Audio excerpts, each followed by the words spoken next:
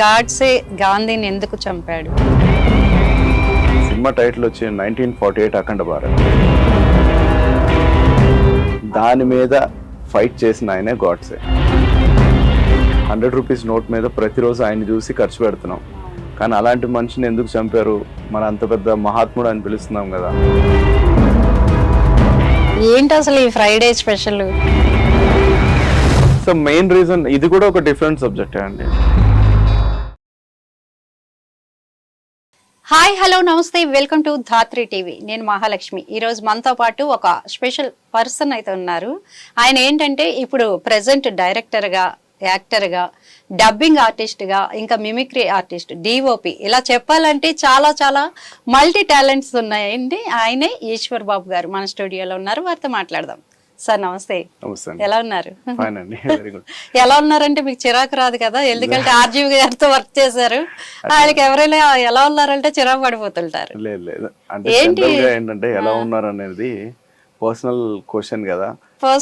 నా బాధ ఏంటో నాకే తెలుస్తుంది, మీకెందుకు చెప్పాలని చెప్పి ఆయన అలా చిరకపోవడం. ఆయన అలా ఎంతైనా శిష్యుడు అలవించుకున్నారండి. ఏంటి ఆర్జీవి గారితో మూవీ చేశారు కదా? నేను ఆయనతో కలిసి ఏం వర్క్ చేయలేదు నేను, బట్ ఆయన మీద బయోపిక్ అయితే చేయడం జరిగింది. బొమ్మకు క్రియేషన్స్ అనే దాని మీద చేశాను యాక్చువల్ గా. సో ఏంటంటే ఆయన ఇన్స్పిరేషన్ గా నేను ఇండస్ట్రీకి వచ్చాను. ఆర్జీవి గారి ఇన్స్పిరేషన్ మొత్తం. సో అందుకని కంప్లీట్ అంటే ఇన్స్పిరేషన్ అంటే ఫిలిమ్స్ ఆయన తీసే విధానం అవి నాకు మైండ్ లోకి బాగా, అందుకని ఒక విధంగా డైరెక్టర్ గా అవ్వడానికి ఆయన ఒక రీజన్ నాకు. సో అదండి. ఏంటి గాడ్సే గాంధీని ఎందుకు చంపాడు? ఇందులో గాంధీ గారిని అంటే ఆయన తప్పు పట్టే విధంగా ఉందా? ఎట్లా తీశారు మీరు? అది సినిమా టైటిల్ వచ్చి 1948 అఖండ భారత్. ఇప్పుడు ప్రెసెంట్ మనం ఫేస్ చేసిన మొన్న సిచ్యువేషన్ అవ్వచ్చు, పహల్గామ్ అవ్వచ్చు, ఏదన్నా అవ్వచ్చు, దానికి రీజన్స్ అప్పుడు ఉన్నాయి. దాని మీద ఫైట్ చేసిన ఆయనే గాడ్సే. మనకి రీజనే తెలియదు. చాలా మంది ఇప్పుడు మనం వెళ్ళి గాడ్సే ఎవరని అంటే ఆయన ఎవరో బ్రిటిష్ ఆయన అంటారు, క్రిస్టియన్ అంటారు, ఇది అంటారు, ఇది ఆయన ఒక మరాఠీ బ్రాహ్మిన్. ఈ విషయం కానీ ఎవరికి డీటెయిల్స్ కానీ ఎవరికి తెలియదు. మనమేమో 100 రూపీస్ నోట్ మీద ప్రతిరోజు ఆయన చూసి ఖర్చు పెడుతున్నాం. కానీ అలాంటి మనిషిని ఎందుకు చంపారు? మన అంత పెద్ద మహాత్ముడు అని పిలుస్తున్నాం కదా. మరి అలాంటి ఆయన ఎందుకు చంపారని ఎవరు రీజనే తెలుసుకోవట్లేదు. జస్ట్ ఉన్నది ఖర్చు, లైఫ్ అలా నడుచుకుంటూ పోవడం నాకు అంత ఇంట్రెస్ట్ ఉండదు. ఏదో ఒకటి సంథింగ్ డిఫరెంట్ అంటే లైక్ మనం చేసే పనికి రీజన్ తెలుసుకోవడం అనేది నా ఒక ఉంటుంది మైండ్ లో. అందుకని అంటే దీనికి అవార్డ్స్ అన్ని వచ్చినాయి కదా. అది యాక్చువల్లీ ఇంకా రాలేదండి. దానికి యాక్చువల్లీ కాంట్రవర్షియల్ ప్రాజెక్ట్ అది. సో మాక్సిమం ఓటీటీస్ కానీ అవి కానీ కొంచెం తీసుకోవడానికి కూడా ఆలోచించారు. థియేటర్స్కి ఇవ్వాలన్నా, ఈవెన్ సెన్సార్కి వెళ్ళినప్పుడు కూడా సెన్సార్ వాళ్ళు లేసి ఏదో వాళ్ళు చెప్పారు, ఆఫ్టర్ సో మెనీ ఇయర్స్ మేము సెన్సార్ బోర్డ్ మెంబర్స్ అందరూ ఇంత ప్రతి స్టేట్ నుంచి వచ్చి దీనికి ఇవ్వాలి. హైదరాబాద్లో అయితే ఇవ్వనన్నారు. సెన్సార్ అయితే మేము ఇవ్వలేమండి, మీరు ముంబైకి వెళ్ళండి అన్నారు. ముంబైకి వెళ్ళిన తర్వాత కూడా చాలా మంది కమిటీ మెంబర్స్, దాని రివ్యూవర్స్, చాలా మంది స్కాలర్స్ అందరు వచ్చి కూర్చుని బుక్స్ ఓపెన్ చేసి ఇది కరెక్టా కాదా ప్రతి పాయింట్ ని చెక్ చేసి ఇచ్చారు. సెన్సార్ 13 కట్స్ అరౌండ్ ఇచ్చారు. వాళ్ళు చెప్పిన మాట ఏంటంటే ఇవి నిజమే అయి ఉండొచ్చు కానీ మేము ఇవ్వలేమన్నా. జనాలకు అట్లా తీసుకోరు కదా, తీసుకోరు. నేను కాకపోతే ఏంటంటే నా ఉద్దేశంలో రీజన్ అనేది ఎవరైనా ఇప్పుడు మనం చేసింది కాదు, అప్పుడు జరిగిన కథని మనం చెప్తున్నాం. ఇప్పుడు ఎవరి మీద రుద్దాలని కానీ. ఇంకొక హైలైట్ విషయం ఏంటంటే వాళ్ళిద్దరు చనిపోయినప్పుడు నేదర్ దేవర్ ఇంటూ ఎనీ పార్టీస్ లో లేరు. అవును, గాంధీ గారు అసలు కాంగ్రెస్ లో లేరు, గాడ్సే గారు అలాగే ఆర్ఎస్ఎస్ లో లేరు. సో వాళ్ళ రీజన్ ఏంటి? అనుకోకుండా ఆ పాకిస్తాన్ అలా డివైడ్ చేసి అంతమంది హిందువులు చనిపోయినా కూడా గాంధీ సైలెంట్ గా ఉండి ఇది ఇప్పుడు మనకి రీసెంట్ గా అదే తెలుస్తుంది. సో దాని మీద ఫైట్ చేసిన ఒక వ్యక్తి గురించి ఇంతవరకు మనం తెలుసుకోలేకపోవడం మన దౌర్భాగ్యం అనే చెప్పుకోవచ్చు. ఇప్పుడు టార్గెట్ ఏంటంటే కాశ్మీర్ పండితులని టార్గెట్ చేస్తున్నారు ఎక్కువగా కూడా. ఇక అది మళ్ళీ ఇంకొక రీజన్, అది అంతా అక్కడి నుంచి స్టార్ట్ అయింది. ఇప్పుడు ఆయన ఒక ఇద్దరి స్వార్థం కోసం దేశాన్ని డివిజన్ చేయకపోయి ఉంటుంటే ఇదంతా అయ్యేది కాదు. అఖండ భారత్ గానే ఉండిపోయారు. అఖండ భారత్ అదే మీ పేరు పెట్టారు. సో ఆయన గాడ్సే గారు చనిపోతూ ఆ ఉరి వేసే టైంలో అఖండ భారత్ అమర్ రహే అని చెప్పారు. సో నేను టైటిల్ అదే పెట్టుకున్నా. ఓకే. సో అంటే మెగాస్టార్ గారు చిరంజీవి గారి చేతుల మీదుగా కూడా అది ఊరి చివర కళాకారులని నేను చేశాను. అది Movie. అది లేదు, చిన్న వెబ్ కైండ్ ఆఫ్ థింగ్. ఆహాలో ఉంది అది. ఆహాలో.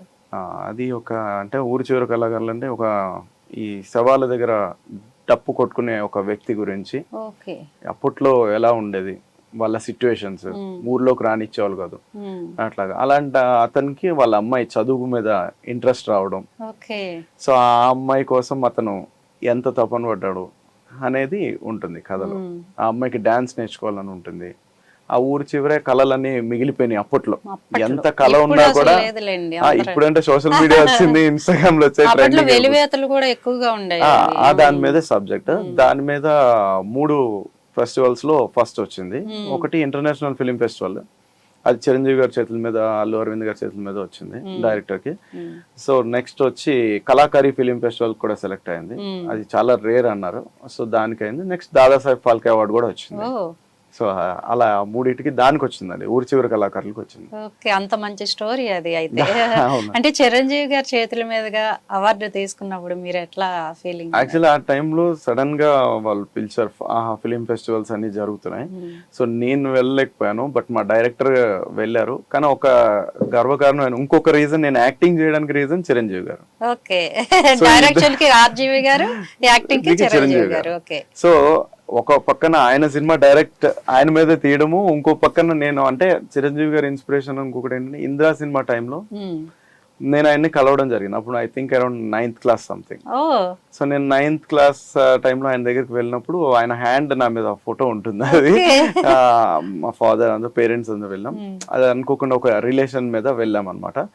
సో ఆయన నా హ్యాండ్ చెయ్యి మీద ఇలా వేసినప్పుడు, భుజం మీద వేసినప్పుడు ఇంకా ఆ రోజు నుంచి స్టార్ట్ అయిపోయింది. అప్పటికే ఉన్నది ఈ సినిమాలోకి. ఎందుకంటే డాన్స్ చేసినా, ఏది చేసినా, మిమిక్రీ చేసినా, ఏం చేసినా ఆయన ఒకటి ఏదో ఒక ఉంటుంది నాలో. సో అంటే నాకు ఏమనిపించింది అంటే చిరంజీవి గారు anything he can do, perform, comedy చేయగలరు, అన్ని. సో అందుకనే ఆయన అంత గ్రేట్ లెజెండరీ పర్సన్. సో అలాంటి ఆయన ఇన్స్పిరేషన్ తో నేను రావడానికి I'm feeling very proud. Okay, RGV గారు తీసిన మూవీలో మీకు బాగా ఇష్టమైంది ఏంటి? చూసిన దాంట్లో తీసింది ఆయన తీసిన మూవీస్ లో రాత్రి ఫస్ట్ నా చిన్నప్పుడు నేను చూసాను హారర్ మూవీస్. ఆయన చాలా భయం వేస్తుంది రాత్రి. సో నేను ఎందుకు చిన్నప్పటి నుంచి ఆ హారర్ మూవీని కూడా బాగా ఎంజాయ్ చేశాను. అవునా, మీరు చాలా డిఫరెంట్ గా ఉన్నారు సార్. మీ మూవీస్ కూడా అట్లాగే ఉన్నాయి, ఎంచుకున్న సబ్జెక్ట్స్. ఇప్పుడు ఆయన రీజన్, ఇప్పుడు ఆయన అంత ఫెమిలియర్ అవ్వడానికి రీజన్ కూడా సంథింగ్ డిఫరెంట్. ఆయన అందరూ ఏంటంటే ఆర్జీవి గారు అనగానే శివ, క్షణ క్షణం ఇట్లా చెప్తూ ఉంటారు. ఒక అంటే నార్మల్ ఫిలిం చేయడం చాలా ఈజీ అండి, హారర్ ఫిలిమ్స్ చేయడం చాలా కష్టం. అండ్ అందులో అప్పుడు మన తెలుగు వాళ్ళకి రాత్రి అనేది టెరిఫిక్ గా ఉండే సినిమా. మాకైతే అసలు భయం వేసేది. ఇప్పటికి మీరు అలా అన్నారంటే దాన్ని ఎంత ఇన్స్పైర్ చేస్తుంటాడు ఆయన హారర్ మూవీని. చాలా. ఆ తర్వాత వచ్చినవి కూడా చాలా ఇష్టం, రక్త చరిత్ర. ఆ ఫిలిం అయితే నేను చెప్తున్నాను కదా, అలాంటి ఫిలిం ఇప్పుడు దాకైతే ఎవరు తీయలేదు. అంత ఫ్యాక్షనిజం ని క్లియర్ కట్ గా చూపించారు. సో కంప్లీట్లీ ఆయన ఇంపాక్ట్ నా మైండ్ లో పడిపోయాడు. సో అంటే ఆయన కొంచెం కొత్తగా డిఫరెంట్ గా ట్రై చేస్తారు. ఆ కెమెరా యాంగిల్స్ గానీ, ఇప్పుడు కాఫీ కప్ మనం జనరల్ గా ఇలా తాగుతాము, ఆయన చూపించేటప్పుడు కాఫీ కప్ తో పాటు కెమెరా ఇలా వచ్చి ఇలా వెళ్తుంది. సో అవన్నీ అబ్జర్వ్ చేస్తూ నేను ఎవరి దగ్గర వర్క్ కూడా చేయలేదు యాజ్ అన్ అసిస్టెంట్ డైరెక్టర్ గా కానీ. ఆయన చూసి ఏకలవ్య శిష్యుడు అనొచ్చు. నేను ఆయన కలిసింది లేదు, కలవలేదా ఇప్పటి వరకు? Okay.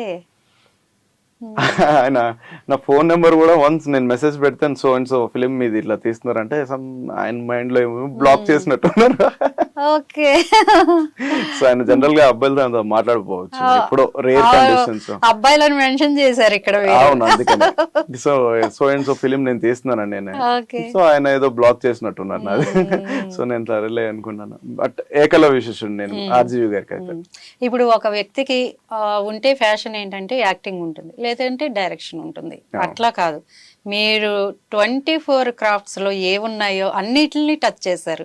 DOP, mimicry artist, dubbing.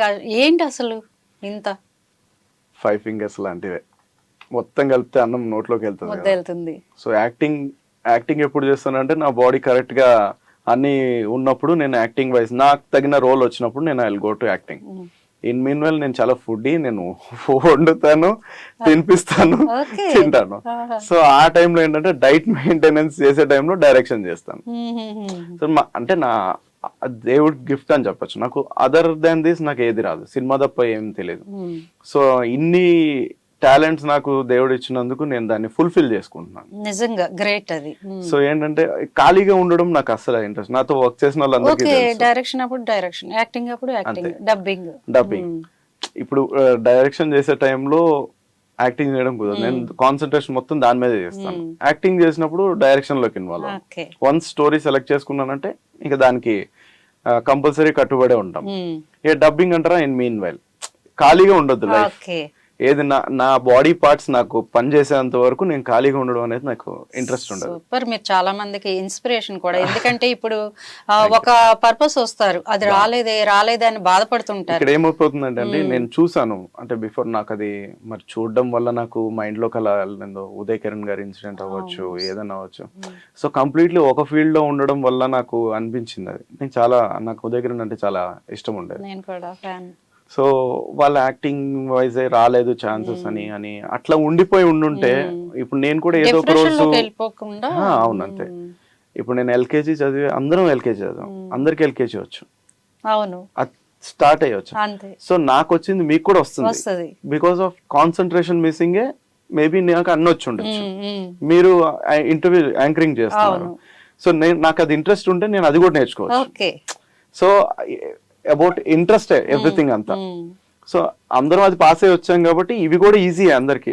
దేవుడు మనుషులందరికీ ఒకే విధంగా ఇచ్చాడు, దాన్ని యూజ్ చేసుకోవాలి. సో నాకు అంత ఖాళీగా ఉంచుకోవడం నా లైఫ్ ని ఇష్టం లేక నేను అవన్నీ చూస్ చేసుకున్నాను. ఇప్పటి వరకు ఎన్ని మూవీల్లో యాక్ట్ చేశారు సరే? నేను మూవీస్ అంటే చెప్తున్నాను కదా, ఇప్పుడు చేసింది పక్కగా అది గురి కొట్టేటట్టు ఉండాలి, గన్ షాట్ లా ఉండాలి. సో చేశాను, ఎవరైతే నా మీద భుజం మీద చేస్తే నేను ఇంత దాకా వచ్చానో ఆయన చేతిలోనే అవార్డు వచ్చింది, నేను లేకుండా. సో అది ఇన్స్పిరేషన్. నేను ఆయన కలవాల్సిన అవసరం, వాళ్ళ లెజెండ్స్ అంటే మనం చిరంజీవి చూసేసి మీద పడిపోవాల్సిన అవసరం లేదు. ఆయన ఏదైతే నాకు వచ్చిందో, ఇప్పుడు ఆయన ఈ విషయం విన్నా కూడా అరే నాకు తెలిసిన వాడు ఒకడు డెవలప్ అయ్యాడు అని ఆయన కూడా అలా అనుకోవడం, అట్లా అనుకోవాలి. ఈ ఊరికే ఫ్యాన్స్ అని చెప్పి మీద పడిపోయి వాళ్ళని ఇరిటేట్ చేయకుండా ఆయన గుర్తించి నన్ను ఎప్పుడైతే పిలుస్తారో అప్పుడు ఇట్ ఈస్ గుడ్ అని ఫీల్ అవ్వాలి. సో ఇట్లాగా చేసుకుంటూ వస్తుంది. అంటే కన్నడ మూవీస్ కూడా చేశారు ఏంటది? అది కూడా చెప్తున్నాను కదా, పిచ్చే. ఇక్కడ ఇప్పుడు తెలుగులో అంతమంది స్టార్స్ ఉన్నారు. సో ఆ టైంలో నేను స్టార్టింగ్ వచ్చినప్పుడు ఎందుకు డిఫరెంట్ గా వెళ్ళాలనిపించింది. ఒక డైరెక్టర్ వచ్చారు, ఆ డైరెక్టర్ ద్వారా నేను ఇక్కడ ఎందుకు తెలుగు లెటస్ గో దేర్ అని చెప్పి అనుకున్నాను. సో 1 వీక్ అరౌండ్ అట్లా ఉన్న 2 వీక్స్ నేను కన్నడ కూడా అక్కడ ఈజీగా నేర్చుకుని నా డైలాగ్స్ నేనే చెప్పుకున్నాను అప్పుడు. సో అలా అయితే కన్నడ ఒకటేనా ఇంకా ఏమైనా లాంగ్వేజ్? కన్నడ, తమిళ్ నుంచి యాక్చువల్ గా నేను ఒకటి చిన్నది ప్రొడ్యూస్ చేశాను. అతను యాక్చువల్లీ హ్యాండిక్యాప్డ్, ఆయన హరి గణేష్ అని. అంటే నాకు ఏమనిపించింది అంటే నా దగ్గర ఉన్నంత శక్తి ఏదన్నా ఉండనివ్వండి, అది సినిమాకి కంప్లీట్ గా ఉపయోగపడాలి. నాతోనే కాదు, నాతో ఉన్నోళ్ళైనా సరే, నాకు ఎవరైనా టాలెంటెడ్ అనిపిస్తే నేను పక్కా వాళ్ళని ఎంకరేజ్ చేయడానికి చూస్తాను. ఆయన నాకు ఒక మెసేజ్ పెట్టారు. ఎట్లా అంటే పాపం ఆయనకి ఆర్థికంగా చాలా ప్రాబ్లమ్స్ ఉంటాయి, అన్నీ ఉండేవి. బట్ కానీ ఆయన ఏం చెప్పాడంటే, నేను లిరిసిస్ట్ని, నేను ఇలా బుక్స్ రాస్తాను, సో అండ్ సో, బట్ నాకు సహకారం లేదు నా బాడీ. అలా పెట్టి చాలా రోజులు అయింది. బట్ సిన్సియర్గా ఆయన అటెంప్ట్ చేస్తూ ఉండేవాడు. సో అనుకోకుండా నా దగ్గర ఏదో ఒక స్మాల్ అమౌంట్ వేరే వాళ్ళ ద్వారా అట్లా ఇట్లా రావడంతో ఎందుకు ఈ డబ్బులు. ఇప్పుడు నేను ఎలాంటి థాట్ ఆలోచిస్తానంటే, ఇప్పుడు మన దగ్గర ఏదైనా ఉంది, ఆ ఉన్నదాంతో నేను డెవలప్ అవ్వచ్చు, ప్రాబ్లం లేదు. ఇంకొకరిని కూడా డెవలప్ చేస్తే వాళ్ళు మనతో పాటే ట్రావెల్ అవుతారు. అలాంటి పర్సన్స్ తో నేను మాక్సిమం పాజిటివ్ గా ట్రావెల్ అవుతాను. సో ఆయనకి ఈ చిన్న అమౌంట్ ఆయనకి ఇస్తే లైఫ్ సెటిల్ అయిపోతారు అని అనుకున్నారు అనుకోండి, ఇస్తే పోయేదే ఉంది. నేను మళ్ళీ చెప్తున్నాను, ఆకలి వేసేంత వరకు, నా బాడీ పార్ట్స్ పనిచేసేంత వరకు I will definitely do my work. ఆ చిన్న అమౌంట్ మళ్ళీ నేను సంపాదించుకోగలను. కానీ అతనికి ఎంత లైఫ్ లో ఉపయోగపడింది అనేది ఇంపార్టెంట్. ఆ టైంలో ఆయనకి బాగా అవసరం కాబట్టి అంతే. ఇప్పుడు ఎవరో డబ్బులు అడగగానే మనం వేసేయకూడదు. వాడికి దాని వల్ల లైఫ్ లో ఎంత వరకు సెటిల్ అవుతాడు అనేది చూసుకుని అతనికి వేసా. నేనేం చేయలేదండి, జస్ట్ ఇలా ఉంది, మీరు రండి, మీరు డైరెక్ట్ చేద్దరు గానీ అని చెప్పాను. అతను వచ్చాడు, నేను చెప్తున్నాను కదా, అతను ఒక్కడికే నేను టికెట్ ప్లేస్ చేశాను. ఆయన ఏం అడగలేదు. ఒక హ్యాండిక్యాప్డ్ పర్సన్ తన చైర్ ని తనే వేసుకుని ట్రైన్ లో ట్రావెల్ అయ్యి తనే వచ్చాడు. అక్కడ తన ప్యాషన్ తెలిసింది. ఇంకా అక్కడి నుంచి నేను తీసుకుని వెళ్ళి ఆయనతో డైరెక్ట్ చేపించి ఇచ్చేస్తే తన లైఫ్ లో గుర్తుండిపోయింది. అతను ఏదైతే చేయలేని అనుకున్న డ్రీమ్ ఉందో అది ఫుల్ఫిల్ అయ్యేటప్పటికి తను చాలా వాటిలో చెప్పుకున్నారు. నాకు అది హ్యాపీ. అంటే నాకు ఇది చెప్తే నా మీద ఏం సింపతి కూడా క్రియేట్ అవ్వకూడదు. ఆయన గ్రేట్ గా ఉన్నాడు కదా, అది హ్యాపీనెస్ నాకు, అంతే. సో అలాగే నాకు చేయడం ఇంట్రెస్ట్ అండి. ఇప్పుడు ప్రెసెంట్ మూవీ ఫ్రైడే. ఏంటి అసలు ఈ ఫ్రైడే స్పెషల్? ఫ్రైడే రోజు అంటే అమ్మవారిని పూజిస్తాం. ఫ్రైడే రోజు సినిమాలు రిలీజ్ అవుతాయి. Movies release. ఆ ఫ్రైడే రోజు సినిమాలో కూడా కొన్ని ఇన్సిడెంట్స్ అయితే దాని మీద మూవీ. దీని మీద మూవీ అంటే ఇంగ్లీష్ టైటిల్ ఎట్లా? ఫ్రైడేనే ఉంటుంది. ఇంగ్లీష్ అంటే తెలుగులో ఉన్నా కూడా ఫ్రైడేనే ఉంటుంది. సో మెయిన్ రీజన్ ఇది కూడా ఒక డిఫరెంట్ సబ్జెక్ట్ అండి. నేను యాక్చువల్గా ఏంటంటే మీరు లేడీస్ కాబట్టి మీకు చాలా అది lady oriented subject. Okay. So pregnant women గా ఉన్నప్పుడు చాలా మంది పేరెంట్స్ కానీ అందరు చెప్తారు చాలా జాగ్రత్తగా ఉండాలమ్మా, లోపల బేబీకి ఎఫెక్ట్స్ అవుతాయి, బయట నుంచి ఏం విన్నా చూసినా లోపల బేబీకి మీద పడతాయి, జాగ్రత్తగా ఉండండి అంటారు. సో కానీ ఇప్పుడు ఎలా అయిపోయింది, ఫోన్ చూస్తాం, ఏదైనా జాబ్స్ కూడా చేస్తారు, ఇట్లా బయట చూసి లేదా స్మోక్ చేసేస్తున్నారు. అవన్నీ బేబీ మీద ఎఫెక్ట్ ఎలా కూడా అవుతుంది. సో దాని మీద కంప్లీట్ కాన్సెప్ట్, ఒక మదర్హుడ్ ఎలా ఉండాలి ప్రెగ్నెంట్ టైంలో అనేది చూపించాను. మీరు ఎక్కువ అంటే ఆ మూవీ కూడా గాంధీని, గాడ్స్ ఎందేజం ఇట్లా ఇంగ్లీష్ టైటిల్ తెలుగు మూవీస్ కి పెట్టడం. అఖండ భారత్ పెట్టాను దానికి. నెక్స్ట్ ది ఆర్జీవి గారిది చేసినప్పుడు ది బాస్ నెవర్ డైస్ అని పెట్టాను.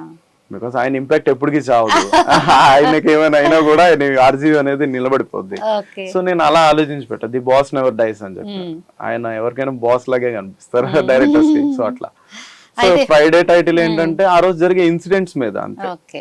ఎవరు పెద్ద వాళ్ళు ఎవరైనా హీరోలు ఉన్నారండి? అంటే మాక్సిమం ప్యాడింగ్ చాలా మంది ఉన్నారు చాలా మంది. అంటే 20 మెంబర్స్ పైనే ఉన్నారు. లీడ్ రోల్ ఇప్పుడు లీడ్ రోల్ చేసింది దియా రాజ్ అనే ఒక ఆమె. ఆమె కొత్త ఆమె, కానీ రీసెంట్ గా కొన్ని సినిమాస్ చేసింది ఆమె. సో కానీ సినిమా రిలీజ్ అయిన తర్వాత ఆమె కొత్త ఆమె లాగైతే ఎవరు అనుకోరు. మాక్సిమం చెప్పాలంటే ఆమెకు నేషనల్ అవార్డు కూడా రావచ్చు. ఆ రేంజ్ పర్ఫార్మెన్స్ చేసింది. అయ్యిందా? షూట్ అయిపోయిందండి ఆల్రెడీ. Post production. ఎన్ని రోజులు పట్టింది ఈ మూవీ తీయడానికి? ఇది మూవీ తీయడానికి అయితే 75 days దాకా పట్టింది. కానీ చాలా పెద్ద స్క్రిప్ట్ అండి. 144 సీన్స్ ఉన్నాయి అరౌండ్. మీరే ఓన్ గా డైరెక్షన్ చేసింది. స్క్రిప్ట్ ఆ స్క్రిప్ట్ వేరే ఆయన రాజ్ మరియన్ అని చెప్పి నాకు బాగా క్లోజ్, అరౌండ్ 15 years నుంచి. చాలా మంచి రైటర్ ఆయన. సో ఆయన డైరెక్షన్ కూడా చేయాలనుకున్నారు ఫ్యూచర్ లో. సో మంచి రైటర్ నాకు తెలిసి, అన్న అన్న అని పిలుస్తాను ఆయన్ని. సో ఆయన దగ్గర నుంచి ఆ సబ్జెక్ట్ ని, యాక్చువల్లీ హీరోయిన్ గారే, దియారాజ్ గారు ఎవరైతే ఉన్నారో ఆమె ప్రొడ్యూసర్ ని చూస్ చేసుకుంది, డైరెక్టర్ గా నన్ను చూస్ చేసుకుంది, రైటర్ గా ఆయన్ని చూసి, అంటే తీసుకెళ్లి రైటర్ దగ్గర వదిలేని ఈ సబ్జెక్ట్ నాకు కావాలనుకున్నారు. నెక్స్ట్ డైరెక్షన్ మీరు చేయండి అన్నారు. ప్రొడ్యూసర్ గా వాళ్ళ తెలిసిన వాళ్ళు ఎవరినో సెలెక్ట్ చేసుకుని వచ్చారు. సో అంటే ఆమె ఉన్న విల్ పవర్, నేను చెప్పాను ఇందాక, ఆయనకి ఎలాగైతే విల్ పవర్ ఉండి ఇక్కడ దాకా వచ్చారో ఆమెకున్న విల్ పవర్ తో అన్నిటినీ దగ్గర చేసింది. మిగతా పార్ట్ నా బాధ్యత నేను కంప్లీట్ చేస్తాను. ఇది కంప్లీట్ గా ఏ మూవీ అనుకోవచ్చు మనం? ఇది క్రైమ్ థ్రిల్లర్ అండి. Crime thriller. మీకు బాగా ఇష్టమైంది ఏంటి? కామెడీయా లేకపోతే క్రైమ్ థ్రిల్లర్? ఇంకా ఉంటాయి ఫ్యామిలీ ఎంటర్టైన్మెంట్. జోనర్ అని ఏం లేదండి, సబ్జెక్ట్ నచ్చాలంతే. సబ్జెక్ట్ హీరో అయితే అది కామెడీ అవనివ్వండి, ఏదైనా ఒక పాయింట్ నన్ను అట్రాక్ట్ చేయాలి. ఇప్పుడు ఎవరు చెప్పని పాయింట్ చెప్పాలి. గాడ్సే గాంధీని ఎందుకు చంపారు ఎవరు చెప్పలేదు. ఆర్జీవి గారు బయోపిక్ అని అంటే ఆయన వేరేదో కామెడీ చేస్తారు ఆయన, అది అలా కాదు. ఆయన ఎగ్జాంపుల్ నేను శంకర్ గారికి, శకలక్ శంకర్ గారు ఆ సినిమాలో చేస్తున్నప్పుడు కూడా నేను ఆయన చేసే కామెడీ వేరు ఉండేది, మేము ఆయన ఇమిటేట్ చేస్తూ ఉంటాం. అలా కాకుండా ఆయనకి చాలా జాగ్రత్త చెప్పినప్పుడు అజీవ్ గారు ఇప్పుడు అనే సౌండ్స్ చెయ్యరు. యాక్చువల్ అది చాలా నాన్ సెన్స్ థింగ్. అది ఆయన కూడా చాలా ఇరిటేటింగ్, అందుకే ఆయనకి అలాంటి నచ్చవు. ఆయన చాలా డీసెంట్ గా కూర్చుంటారు. బేసిక్ పాయింట్ ఏంటంటే ఇంతే ఉంటది ఆయన లెవెల్. అరిసేయడాలు అలాగే ఎప్పుడు మాట్లాడలా. వీళ్ళంతా క్రియేట్ చేసింది ఇది. అంటే ఇప్పుడు చిరంజీవి గారు కూడా అని ఎప్పుడు అనడం నేను ఎప్పుడు చూడలేదు. ఆయన యాక్టింగ్ ఆయనదే ఉంటది. సో ఇవన్నీ ఏంటంటే వాళ్ళ ఇమిటేషన్ కోసం చేయాలని వాళ్ళకి ఉంటాయి, కానీ అలా ఎప్పుడు వాళ్ళు ఉండరు క్యారెక్టర్స్. అంటే మీకు బాగా నచ్చిన హీరో మెగాస్టార్ గారు కాకుండా? ప్రభాస్. మరి మీరు మిమిక్రీ చేస్తారు ప్రభాస్ గారి మా కోసం, ప్రేక్షకుల కోసం. సరే ఓకే, ప్రభాస్ గారు మిమిక్రీ అంటే ఇప్పుడు ఆయన యాక్చువల్లీ హీరోస్ అందరూ ఒక్కొక్క స్టేజ్ లో ఒక్కొక్క మిమిక్రీ అంటే చేసేవాళ్ళు కూడా అడాప్ట్ చేసుకోవాలి. అవును. ఇప్పుడు ప్రభాస్ గారు స్టార్టింగ్ వచ్చినప్పుడు వాయిస్ వేరేలా ఉంది, ఇప్పుడు ఆయన అదంతా లయన్ లాగా రోరింగ్ లాగా వస్తుంది. అవును. సో స్టార్టింగ్ వచ్చినప్పుడు అప్పలనాయుడు దాదాగిరికి వచ్చిన దౌర్జన్యానికి వచ్చిన ఇలా ఉండేది. ఈ టర్న్ బుజ్జిగాడు నుంచి ఇంకొక ఛత్రపతి మీరు చెప్పింది. అవును, ఇప్పుడు బుజ్జిగాడుకి వచ్చినప్పుడు అది కంప్లీట్లీ మారిపోయింది. అది ఎట్లా మారింది? బుజ్జిగాడు బాగున్నావు డార్లింగ్, ఓల్వో బస్ లో మంచి దిట్టంగా ఉన్నావు, నా చాసీ నెంబర్ చూస్తావా, ఎస్సూజీ ఇంజిన్, హార్స్ పవర్ ఎక్కువ, రై రై రై అంటది, ఇలా ఉండేది. ఇప్పుడు బాహుబలికి వచ్చేటప్పటికి అమరేంద్ర బాహుబలి అను నేను అశ్లేష ప్రజల ధన మాన సంరక్షకుడినై ఉంటానని ఇలా మారే. సో వాళ్ళ వాయిస్ మోడ్యులేషన్స్ ఉన్నాయి. అసలు మీరు చెప్పడం అనేది ఆ వేరియేషన్స్ చాలా సూపర్ గా చెప్పారు. ఒక్కొక్కరు ఏంటంటే ఒక ఫ్లో లో వెళ్ళిపోతారు మిమిక్రీ చేసే వాళ్ళు. వీలైతే ప్రేమితోటి పోయేదే ఉంది, మహా అయితే తిరిగి ప్రేమిస్తారు. ఇంత వేరియేషన్స్ ఉన్నాయి ప్రతి సినిమాకి. వాళ్ళు చాలా కేర్ చేసే మిమిక్రీ ఆర్టిస్టులు ఎలా చేస్తారంటే ఓన్లీ అప్పలనాయుడు దాదాగిరికి వచ్చిన దౌర్జన్యానికి వచ్చిన అది కొంచెం లాగ్ చేస్తూ ఉంటారు. సో అట్లా.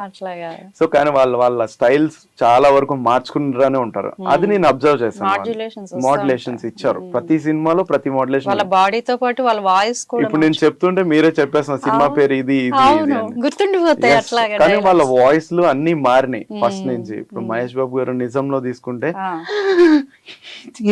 సీతారాం చేస్తే మా నాన్న మీరే చంపారు, ఇది పిడికిలి, ఇది పంజా, ఇలా ఉండేది.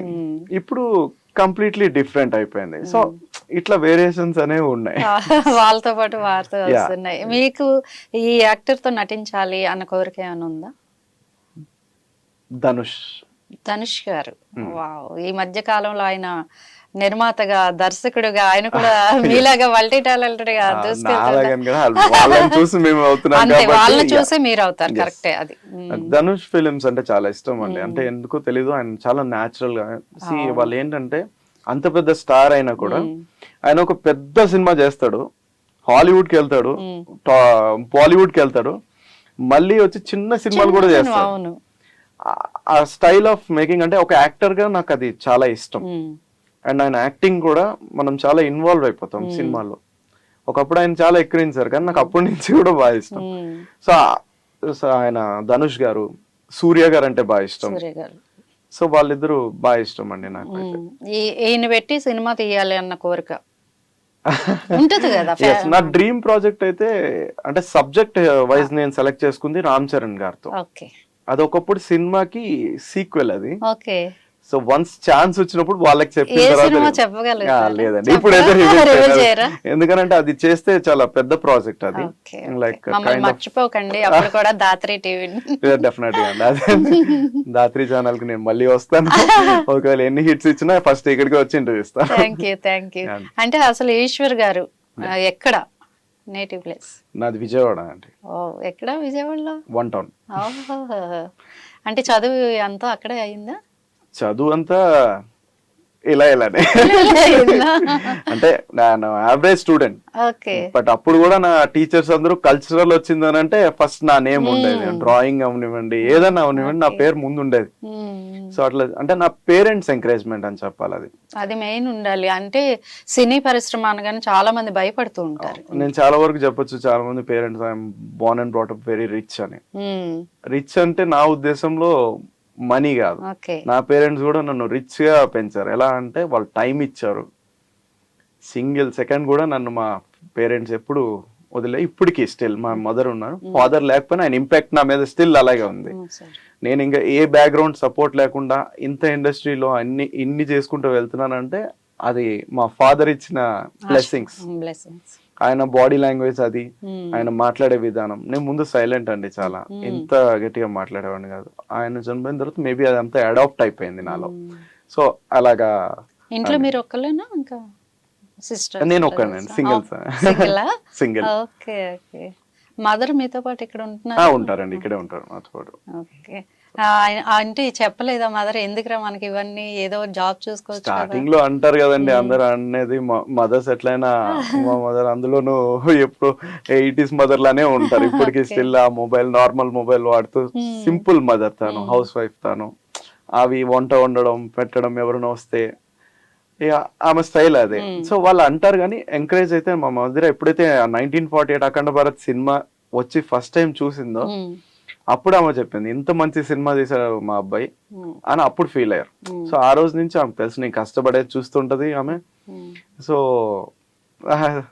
నిజంగా వాళ్ళ ఎంకరేజ్మెంట్ వల్లే నేను ఇంత ముందుకు వెళ్తున్నాను. ఓకే, టాలీవుడ్ కన్నడ చేశారు, ఎస్. ఏంటి డిఫరెన్స్? నాకు డిఫరెన్స్ ఏం కనిపిస్తుంది, నా వేలో నేను వెళ్తున్నాను కదా, సపరేట్ వే నేను అనేది నేను క్రియేట్ చేసుకుంటూ వెళ్ళాను. ఇక్కడైనా అక్కడైనా నేను ఇప్పుడు ఎలా ఉన్నానంటే అడవిలో వదిలేసినా కూడా బతికి బయటికి రాగలను అనేటట్టే.